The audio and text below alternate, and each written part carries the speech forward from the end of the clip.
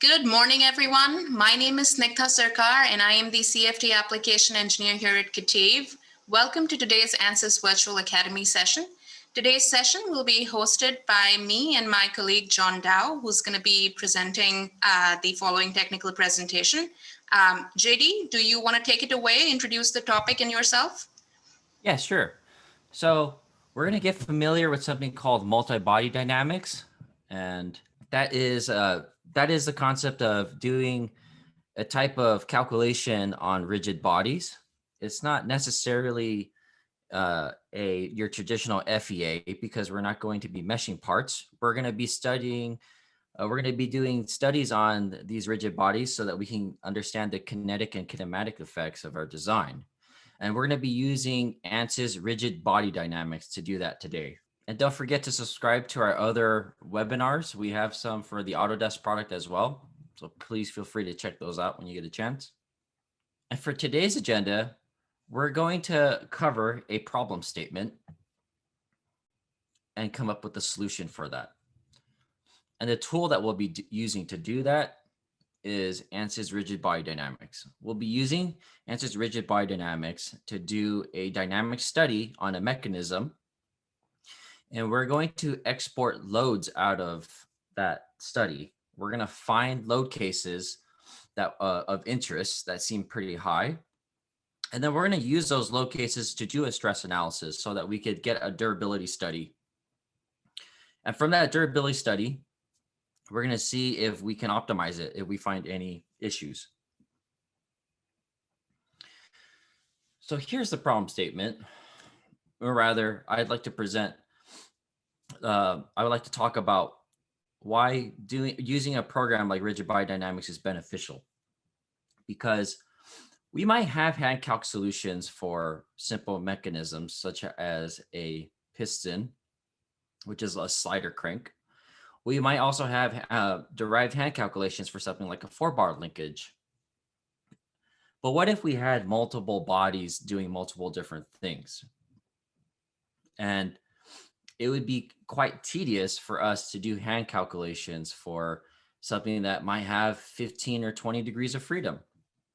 That's why Ansys Rigid Body Dynamics is something that's useful, because it will do those type of calculations for us. We don't have to do a bunch of position, velocity, and acceleration calculations to understand the way that the kinematics happen between our bodies based off of our geometries. So for today, we are going to do a rigid body dynamics on a piston rod connection. And it's going to go over these slider crank calculations that I have over here. And we're going to find 2 load cases from our study that seem of interest to us. Because from those 2 load cases, we'll be doing a durability study. And it's usually, in a durability study, it's usually a type of cycle load that causes the greatest amount of fatigue. Not 2 loads in the same relative direction, but 2 loads that are in opposing directions. Let's say if I had a cantilever beam and I were to bend that cantilever beam and I put a moment in the clockwise direction, but then I apply a moment in the counterclockwise position. What does that do? It's very similar to when I take a paper clip and I bend the paper clip up and down, up and down, up and down. And what happens? Eventually, that paper clip's going to go through a strain hardening. It's going to neck a little bit, plastically deform, and then it's finally going to fracture and break. And the reason why that happens is because we have that opposing load where we're doing a fully reversible cycle. So we're going to try to find something that's quite similar. Our piston rod, just from the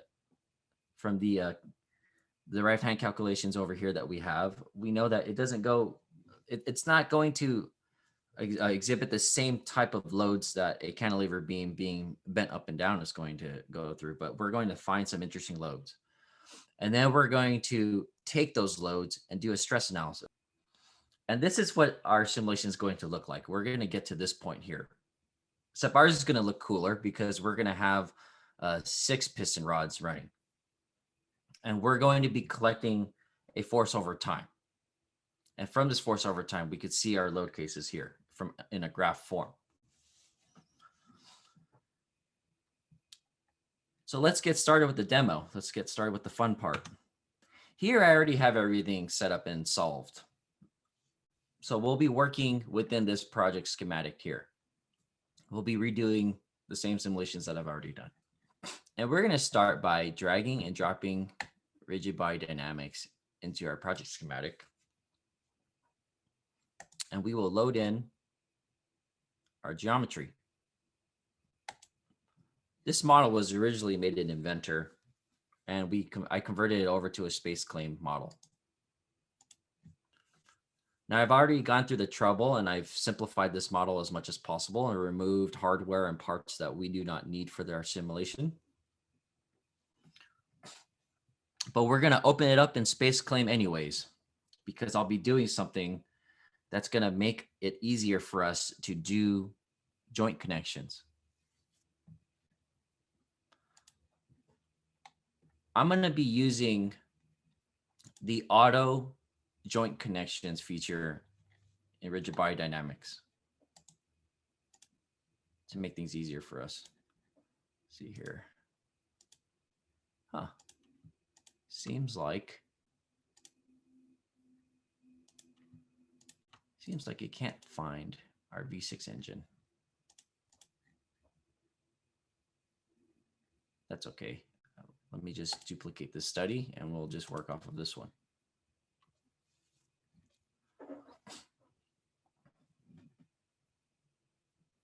And here's another cool feature that some people might not be aware of that would use Workbench. You could click this down arrow and you could duplicate a study. So there are probably times where you have something solved already and it's finally meshed and you don't want to mess with it. You just want to do a separate load case on it, but you don't want to mess with it because it took you hours to solve. What can you do? You can duplicate a study and it's going to copy everything from that study. And now I can do different load cases on this one. Let me reset this because we're going to redo all of the settings. And let's edit this geometry.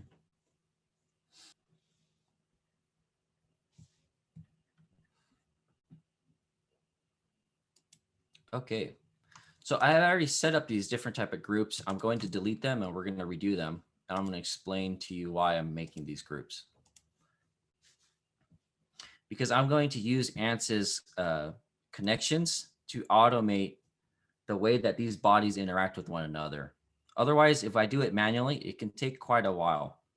So the first thing I'm interested in is I'm going to take the capped ends and the connecting rods. I'm going to hold control and select them all.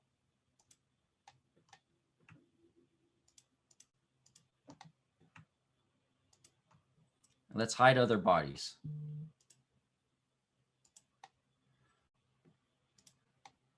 So I can see that the connecting rod and the capped ends are two different bodies.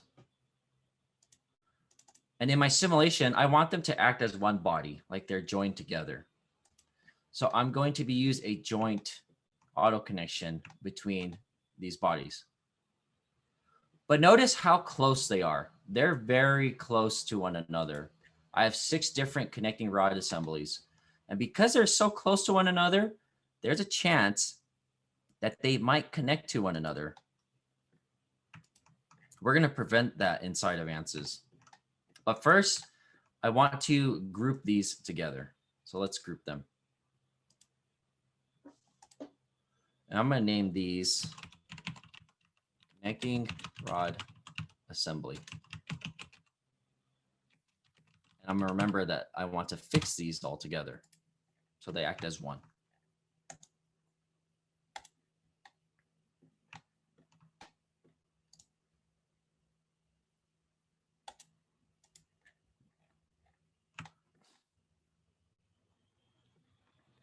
Now the next connections I want to automate are the piston and the connecting rod itself. it can be quite difficult for me to make a selection inside of these bodies and tell them that they should have a revolute joint between them, meaning that the pin is going to be able to have a pin and hub relationship with the inside of this hole of the connecting rod. So what I'm going to option to do is I'm going to use Ansys to automate that. The way I'm going to do that is I'm going to create a group for these bodies. So let's hide others, and let's make sure that we have the right bodies selected.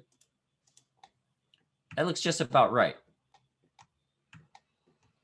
So I'm going to select all these bodies, and let's create a group for them. Piston to rod revolute.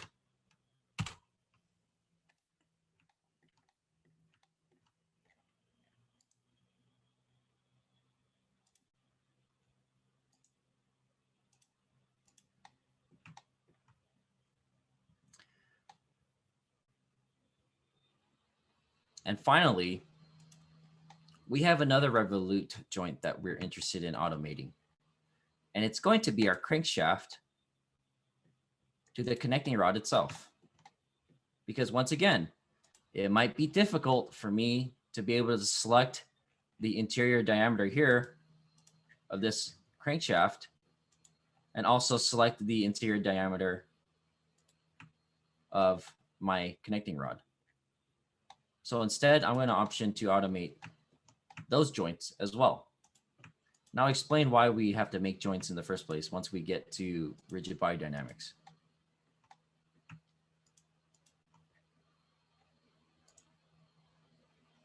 So let's hide other bodies. Let's select all of these. And we're going to call this shaft to rod. And we'll take a note that we're going to revolute them. Okay. So let's double check our groups. Be sure they're made to our liking. And we could do so when we click on our groups, they're going to select those bodies that we made. So that looks correct. On the bottom right, you can see 12 bodies were made. That sounds right because we have 6 connecting rods and we have 6 rod ends.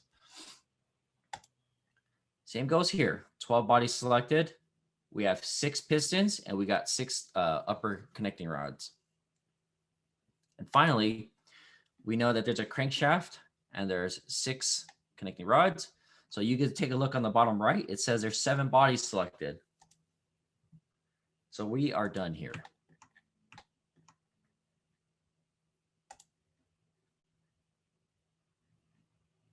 Now we're ready to start our simulation.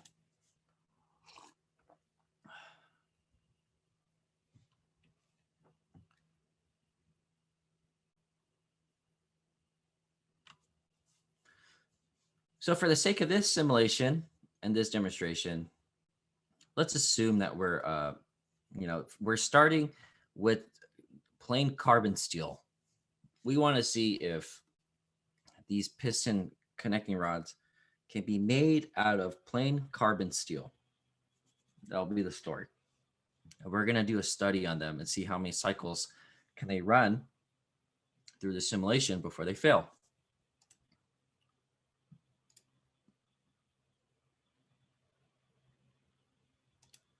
And let's click on geometry. I'm going to select all the bodies. And we can see structural steel is selected already. So we have our material set. Now we're going to go to our connections. And we're not going to use our traditional connections because we're going to use joints instead. So I'm going to delete all these connections here where it's bonding everybody. Essentially, right now, Ansys has already set connections where every body is bonded. It's almost like everything is machined and made out of one part right now because it's all glued together. So I'm going to option to delete them. Actually, no, it automatically set a frictionless contact, sorry. But that's not what I want to use for the simulation. I want it to go fast. I don't want contacts. I don't want to set contacts amongst the surfaces, because what that's going to do is it's going to mesh the surfaces and try to do a different type of calculation that takes long. I want to do a quick simulation. So I'm going to delete these. We're not going to do contacts. We're going to do joints. I'm also going to click on my connections folder and tell Ansys, hey, don't automate my connections if I open up the study again. Because if I ever come back to the study, it will automate the connections and it can, everything will go wrong. So I'm going to create new folders here. And then we're going to rename them.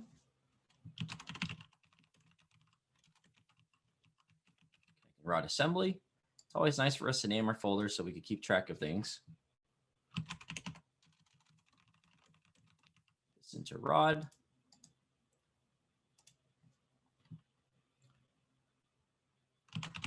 Crankshaft to rod.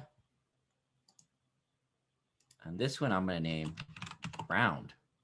And we'll discuss why I'm naming that ground in a bit. So let's go to connecting rod assembly. And I'm going to change the connection type to joints. And rather than scoping this to which bodies do I want to automate, I could have done this manually. I could have gone in here and done this manually and selected, okay, I want these bodies here to automate some joints. So I'm going to click apply and it's going to select 7 bodies. But I already made a group in space claim. So I'm going to change the scope from geometry to name selection. And that allows me to do to automatically select the groups I made. Thanks to that, it's already set. It's already going to scope it to all 12 bodies that we previously selected. Now I'm going to run down these settings and I see there's a slider tolerance. I'm actually going to change that slider tolerance all the way to 100.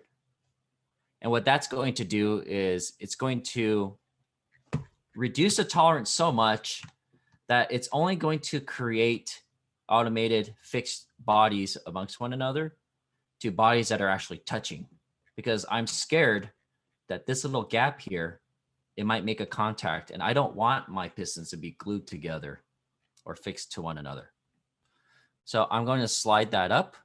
It's going to close my tolerance up to only bodies that are touching. And I'm going to take a look at what's going to be automated right now. There's 2 things selected, fixed joints and Revolute joints. So let's turn off our Revolute joint here because we're interested in only fixing bodies to one another. And with the right click, create automatic connections. I've created 6 connections for me. It's automatically done that. I don't need to go and select all the surfaces and tell them that they're fixed amongst one another.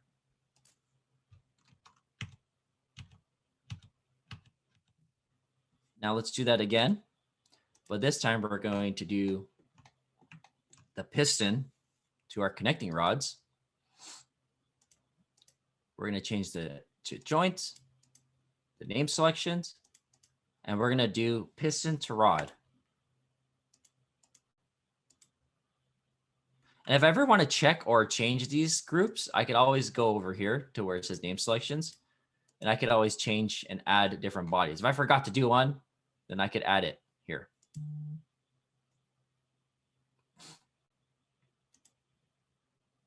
And let's turn off fixed because we don't want these bodies to be fixed. We only want a Revolute joint. I'm going to right click and create automatic connections. Okay, now I have fixed joints and Revolute joints. What does this mean? What does the fixed joint mean? Well, when I click on the fixed joint over here, it's going to show me a selection of these 2 bodies, the connecting rod and the connecting end. And what it's doing is it's saying that on these surfaces, they cannot be, they have to displace with one another. They cannot be moved without one another. These bodies are essentially glued together or bonded. And that means that wherever the top goes, the bottom's going to go with. Essentially, it's treating this as one full body. But let's go take a look at the revolute joint. And what does this mean? Notice when I select this revolute joint over here, I have a few boxes that appear on the top left, right here where I'm circling my mouse. X, Y, Z, RX, RY, and RZ. You could already tell what that means. It's coordinate systems as well as rotations. The 6 degrees of freedom that we normally work with. And I could see that RZ is highlighted. Its box is colored in blue. And what that is telling me that on this right side, with these bodies I've selected, there is a coordinate system that was applied. And in this coordinate system, I could see that there is, in the Z direction, that is where my bodies are allowed to move amongst one another, meaning that they are not allowed to move in the X, Y, and Z direction. So this rod can't just fly out into space without the piston moving out in space with it. And the next one is rotation. It's not allowed to rotate around X. It's not allowed to rotate around Y. It's only allowed to rotate around Z. And that's exactly the type of behavior that we want between a pin and a hub relationship.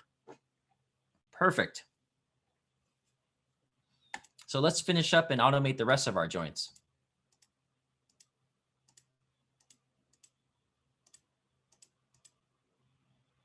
Let's do the crankshaft and the piston rods. I don't want to fix them, so I'm going to make sure that that automatic property is going to be set to off. And let's right click. Let's create automatic connections. Now we have 6 more. This is a great way for me to automate my assembly and to organize it so that I could find, if I wanted to change something or something might be wrong and I find out my simulation is not being solved, I could go and quickly find that because I organize these in separate folders. Okay. So now we're going to set some manual connections. And I made a folder called ground. So what that means is I'm going to make a relationship with the ground in empty space. Wherever I click and select, I'm going to set a joint there. So let's take this side of the body of this engine. I'm going to click on this surface here. And I'm going to apply a body to ground joint. I'm going to click fixed. And it will fix it in place with where it is. Because I don't want the engine body to just fly out in space. I want to fully constrain it. So now this is fixed. And I'll do the same to the other side. I'm going to fix it. So now we have 2 fixed joints and the engine body is fully constrained. It's not going to go anywhere. It's fixed there. And what about our crankshaft? Technically, it's in empty space, right? If I want to define how this is going to be fixed to the ground, and I know that it's going to rotate around this this feature here. I'm selecting a part of the shaft, and I'm going to apply a ground revolute. And what that's going to do is, in space where it is, it's only allowed to rotate around the Z direction. So what if I want to check how my body is going to move, how the bodies in my assembly are going to move? Well, you could select any of these joints and then you can move them with respect to the degrees of freedom we've applied. So let's check if we're done here. And I'm purposely going to do this because I'm going to show you guys something's going to be terrifyingly wrong. Let's select this Revolute joint. And on the top over here in my tab group, I'm going to click Configure. And what that does, it's going to make everything else transparent, but highlight the body that I'll be moving. and it's going to create a triad for me to interact with. And notice that there's only one part of the triad that's colored. It's in that Z direction because my revolute joint only allows me to rotate it. So it's saying everything else we're not allowed to manipulate, but we are allowed to rotate it because that's the joint that we have. So essentially what I'm doing is I am going to be moving this. I'm going to left click this and hold it. And now I'm free to rotate it around in a circle. Let's see what happens. Uh-oh, my connecting rods and my pistons are spinning around. And that's not the expected behavior. So I forgot to set a different type of degree of freedom on them. Let's revert that back and let's figure out what else we can do. Let's go back to our model. And it's rotating and spinning around. And that's because it turns out that on the piston rods, I didn't set a constraint on them. So let's make a new connection group. Let's rename this piston translation.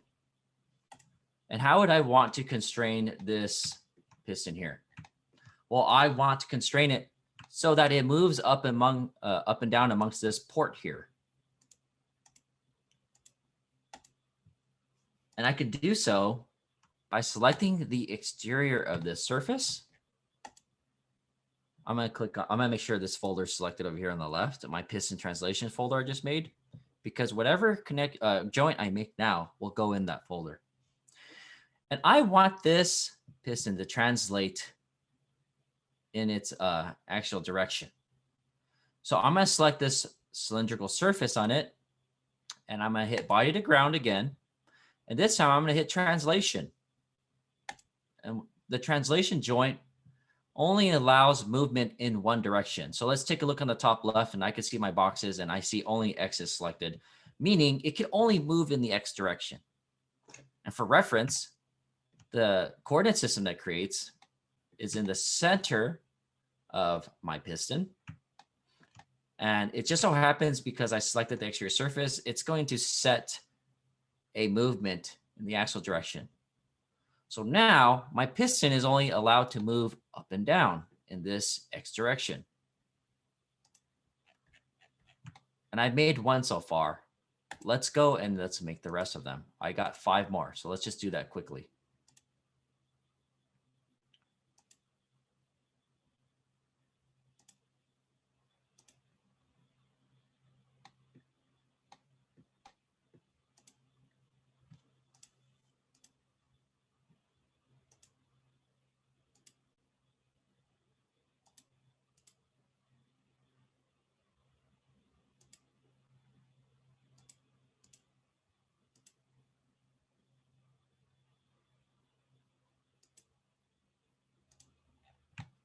All right. So we're going to go back to that revolute joint on that crankshaft. And let's see what happens this time when I go and configure it.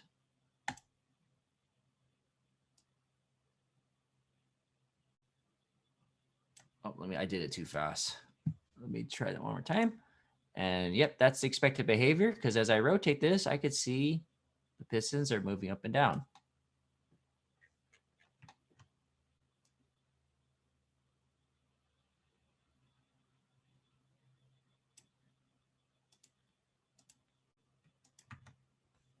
So this is a great way for me to check how the bodies are constrained amongst one another, see the kinematics before I start my simulation. Because without doing that, I could keep continuously trying to solve this. And it might not have the expected behavior, and I waste my time. Okay, so now we're going to generate a mesh, but it's not going to generate a mesh, and I'm going to show you why. Because all of these bodies are all rigid bodies. No mesh is going to be made on a rigid body. The program is only taking account for its center of gravity, its geometric features, and how it's going to carry that inertia when it moves these bodies amongst one another. All right, so we are going to start our simulation. And what if I want to, let me reset something. Let me reset my layout because I previously changed that. Okay, so we want to apply a rotation around this crankshaft. So what I'm going to do is I'm going to create the click on the joint that I made, Revolute joint for this guy. And I'm going to drag and drop it into transient D5. And by dropping it in here, it's going to let me do a joint load. That's a way I could apply loads. I could drag and drop any of these joints and apply a load to them. I could take it, one of these translation joints. I could even drag and drop this if I wanted. And now I can apply a load to that joint, a displacement one. I can apply displacement, velocity, acceleration, force. And that's being applied to this piston over here. Because I selected its connection and I drag and dropped it into transient D5. Hey, JD, there's a question from an audience Sure. here. The question is, why were the pistons constrained to ground rather than body to body relative to the cylinders? I did that for simplicity reasons. I didn't want to have to click and I'll show you real quick. So the question is, why did I do it ground? I only did it ground because technically I really don't even need this engine body to do the simulation. But if I really did want to have a relationship between those two, I can do that. I just did that because, watch, you'll see. It's going to, if I do this, I have to do it manually. So I'm going to select the piston, apply it to this face, select this, apply it to this face. So now I have a translation joint between these two bodies. Now, normally that's what you want to do if you want to include this body in the simulation. I did ground because it would do, it would take me less clicks for this demonstration. Thanks for asking that question, Nate. Sure. So that's the answer. I just chose ground because it's going to make this simulation for me to set the simulation up faster. That's all. That's the only reason. Okay, so let's rotate this crankshaft. We're going to add a rotational velocity. And we're going to study this when it's spinning at 1000 RPMs. And in this analysis, we want to, because it's going to be spinning so fast, we don't want to do a whole second. Because for us to take a look at that graph, it's going to be quite difficult. We're going to see it spin a few hundreds of times in a second. So what we're going to option to do is choose our own time. And we're going to start the simulation at 0 seconds, and we are going to end it at 12 seconds. And I'm going to option to turn auto time stepping off, because what this does, and it's going to make more sense after I do the solve, it's going to break these up into, it's going to break time up into different small segments and solve for those segments in time. So if I type in 0.01 for my time step, what is that going to do? It's going to solve in increments of 0.01 seconds for 0.12 seconds long.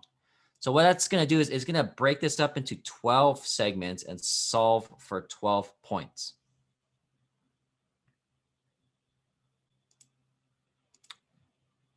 I'm going to option to add another 0 in there, and you'll see it's going to solve for more points now.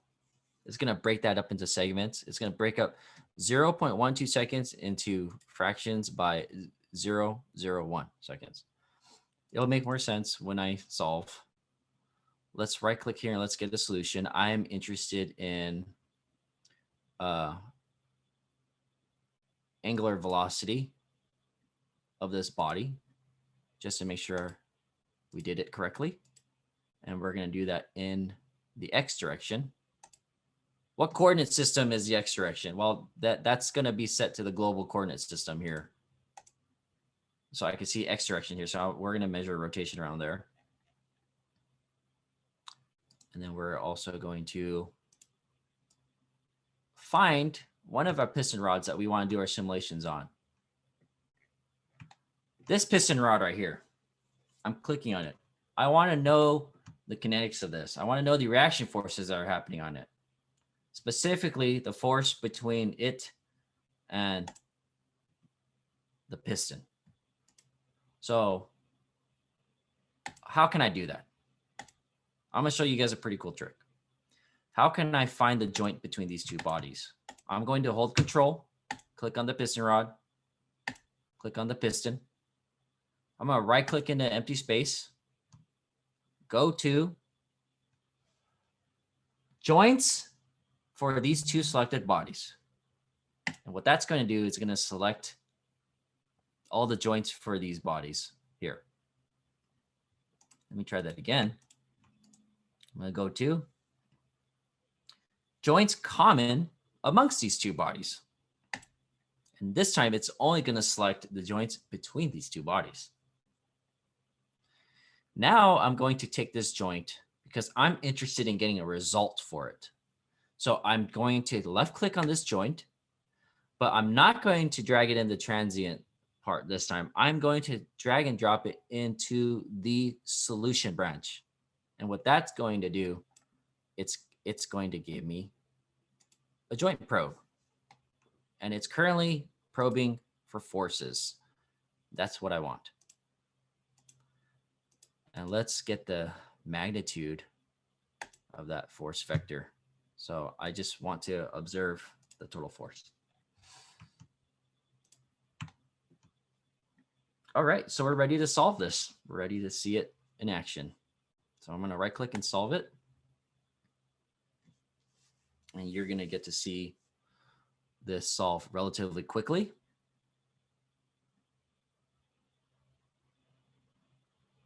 And it's done.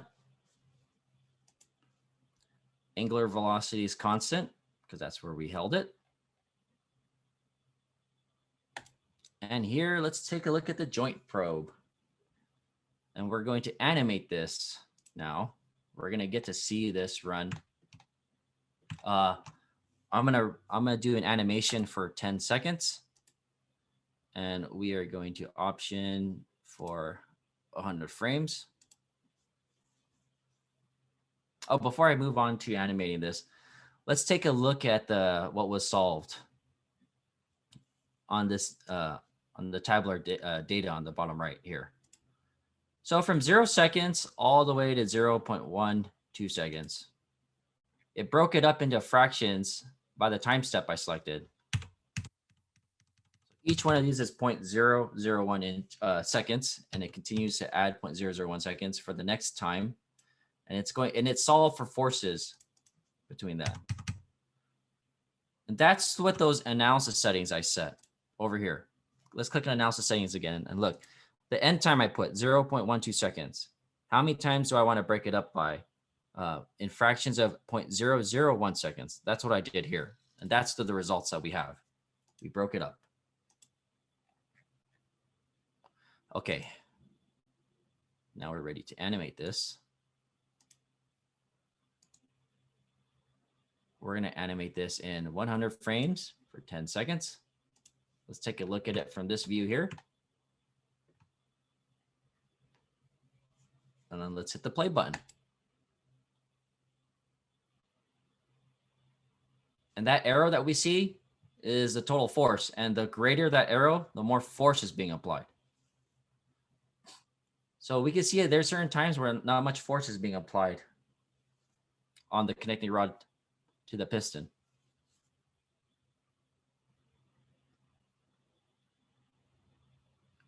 So what two load cases am I interested in?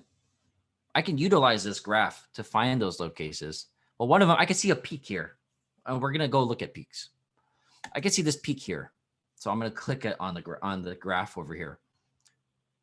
And I'm going to right click and retrieve this result. And it's going to place in time It's also going to highlight in the graph. At this time, there is 800 pounds of force total being applied here. Cool.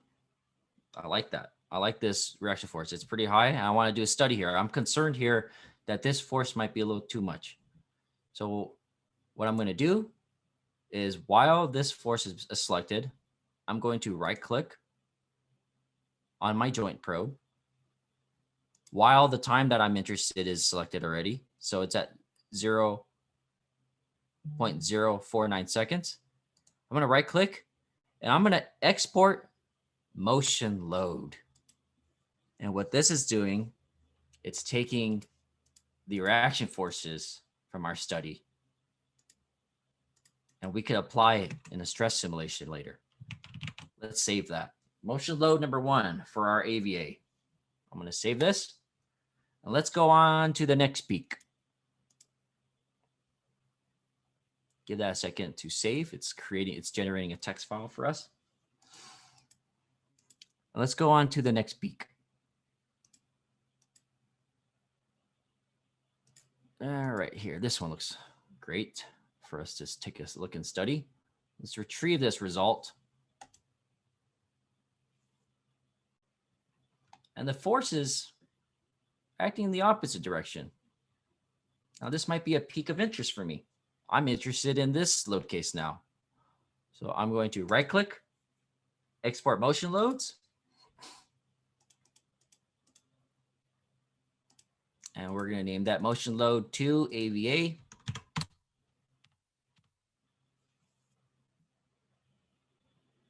All right, we're done here. We use rigid body dynamics so that we could study the kinetics and kinematics, and we can obtain these force reactions on our piston rod. And now we could take these loads that we just obtained and we could solve the stress on this piston rod at these 2 different times. So I'm going to close this down. And we're going to duplicate this result here. And it's taking a few seconds because it's literally generating all the same copies of all these files. Okay. But even though it duplicated the rigid body dynamics, that's not the type of study I'm interested in doing. So I'm going to right click where it says E1, rigid body dynamics. I'm going to replace it with static structural because we're going to do a stress analysis on this. We're going to do a stress analysis on that piston rod. So now Workbench is going to change this from rigid body dynamics to static structural for us to do that. And I'm going to drag and drop another static structural on this so that we can do both load cases.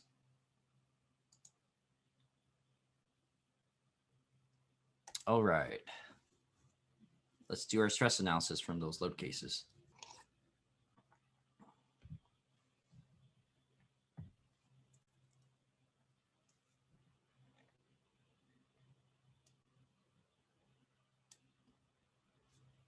So we got to go and suppress a few things here.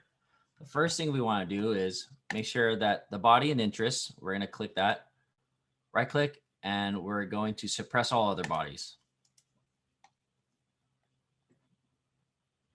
Next is by doing so, it's also going to suppress any feature or connection that was made amongst all the other bodies that were suppressed. It's going to go suppress those for us.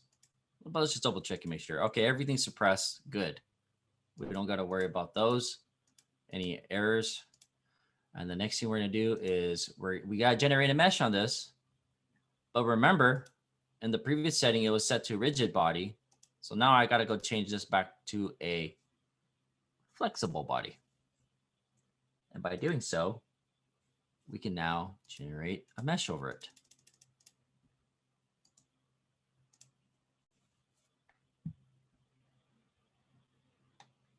And then the load, we still have our old loads and solutions. So let's delete those because this isn't rigid body dynamics. It carried that over because we duplicated it. So let's delete these. Okay. And then let's right click static structural, E5. And we're going to insert. And we're, instead of putting our own forces, we're going to go to motion loads. And we're going to apply those motion loads that we saved. There you go. It's going to apply all the inertia effects, the moments, and the reaction forces that it collected from rigid body dynamics for us. Now, there's one thing I need to do before I solve this.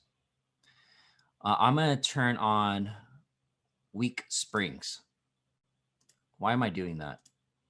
Because technically, this is floating in space right now. I don't want to apply a boundary condition and fix it, because that's not how it was technically running from our rigid body dynamics simulation. I'm applying weak springs so that it, even though these forces might seem all balanced with one another, to keep it in a static, like in a static sense, there might be some small imbalances where it's going to bark back at the program and say, hey, we're experiencing rigid body motion. We can't solve this because it's static structural. So I'm going to turn on those weak springs, and it's going to apply very weak springs that won't affect my results too much at all. And these weak springs will prevent all that. It will keep it so it says it's in a static, steady state. All right, let's right click and let's get our stresses from this load. Well, let's also take a look at our fatigue tool. And we know this isn't fully reversible. The load is only applied in one direction one time. So we're going to select zero based.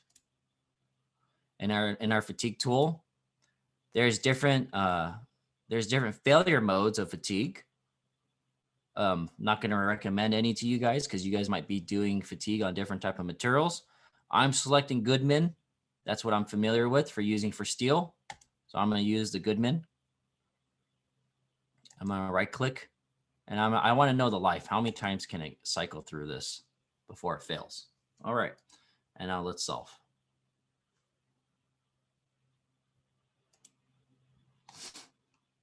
Okay. So it looks like after this thing goes through 44,000 rotations, it's going to crack and fracture in this area. Not good. How about our other result? Let's go right click over here, insert a motion load. And let's get that other load case. Let's make sure weak springs are on. Now let's get those same results. Let's get some stress. Let's right click. Let's get our fatigue tool. It's not fully reversible. It's just a load in one direction. And I'm interested in using the Goodman for steel. So that's what I'm familiar with. And let's see the life in the other load. Okay, so it can only take the other load about 48,000 times. What about this one here?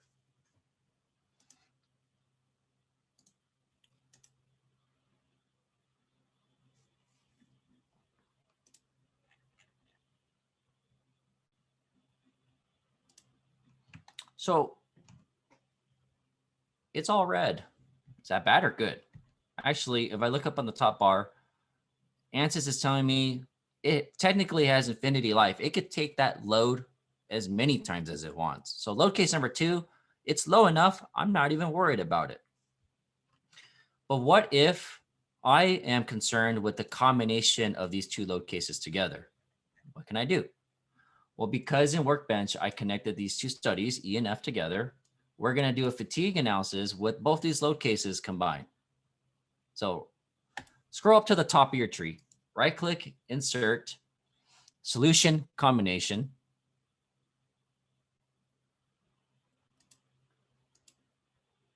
And we're going to combine these two load cases together.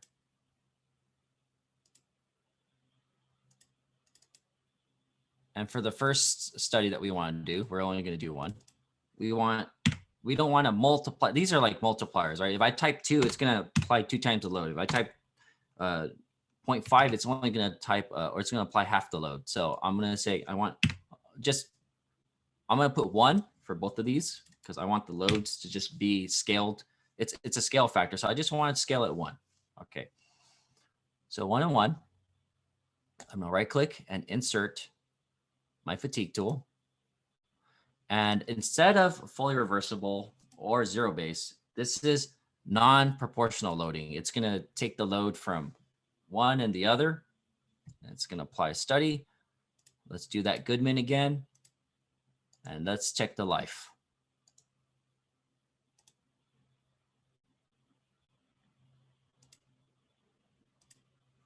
Non-proportional. Let me see if I did that right. Time frequency and time. Whoops. The 1 there.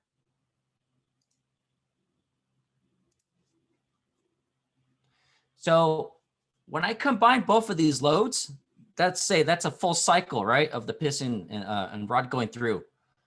It can only do that cycle 23,000 times, not 48. See, just because I took the highest load case before, and I said, okay, 44,000 times it could go through that load, and then it'll fracture. No, if I combine different loads and different loads together, this is telling me it's going to fail in 23,000 cycles.